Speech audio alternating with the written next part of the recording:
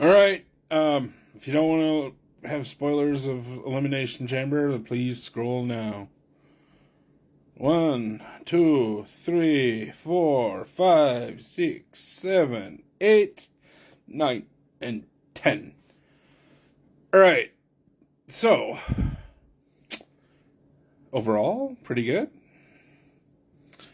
You know, Jade came back, made things interesting. Simon Miller gets points because he basically called that like weeks ago, maybe even months ago at this point. So he got that right. And yeah, I mean, obviously Bianca is going to back to the main event scene for women. That's fine. Good for her. Then we move on to the unsanctioned match. I know some people will sit there and go, "Oh my God!" I'm just gonna sit there and go, "Yeah, okay." It felt a little tame for an unsanctioned match. I mean, you know, that's a no holds barred match by a different name. Yeah, I could have. Nothing was wrong with it. Don't get me wrong. Nothing was wrong with it. I thought it was really good. And I might have been sort of half-ass rooting for KO, which means I sort of got my way, but, you know, Randy Orton came back, and I'm like, I'm good with that. I thought that spot worked okay. I probably would have liked Randy to get a better, like, maybe even RKO KO. That would have been fun. And then, yeah. Then we go to the men's match, and that was really good. I really enjoyed that. I was rooting for CM Punk. I feel dirty saying that. I was really, you know, I really enjoyed the fact that we got that, we got the go to sleep on Logan Paul. That filled me with joy. And yeah, that was good.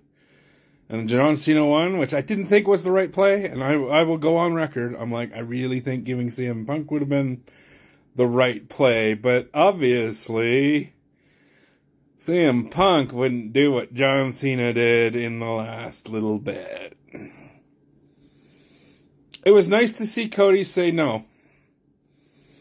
It's what I wanted. It's what probably lots of people wanted. And I didn't see the twist. Though, I mean, I'm not sure how much people can be mad about it when you sit down and go, all right,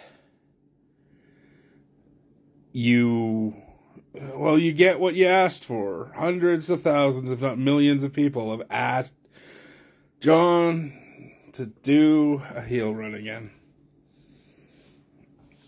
So we're going to get a period of time, which is going to include WrestleMania, with John Cena as a heel. Probably as a heel champion. Possibly. I don't know. We'll see how that goes. I'm not necessarily the biggest fan of retreading, like, putting Cody in an underdog situation and letting him do it again. Like, finish the story part 2 kind of thing. I don't know if that is the right direction. We'll see how that goes. It should at least be entertaining and interesting. Given the fact that the track record generally has been the offer by the authority figure or whatever is generally accepted by the person who asked it. I mean, we can go and do a list here. We've got Stone Cold in the double in the turn where he shakes hands with the devil, Vince McMahon. You can argue you have the whole corporate ministry angle, the higher power angle, all of that. You can call that sort of like an Undertaker take. I mean, we sort of did it with Kirk Angle at a point where it felt like that was sort of where it was. We did a corporate champion with The Rock, which makes this go full circle. And we did the Seth Rollins thing, which obviously was alluded to last Raw, when Seth was going, hey, I did this, and it was a mistake. So I was glad to see Cody make the correct choice. Can that be applied? I thought it was really nice to not see that angle go that way. So now we've got a WrestleMania with a Cody Rhodes versus John Cena. And we have a heel John Cena. And a babyface Cody Rhodes with a heel Rock. And whatever shenanigans The Rock is going to do for that. And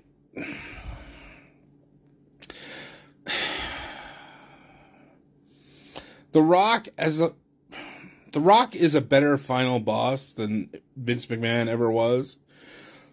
But there is a thing about that being like, hi, that is kind of a retread. And I'm not necessarily loving it being a retread. Anyways. Alright. Anyways, you all have a good evening. And we'll talk about this later.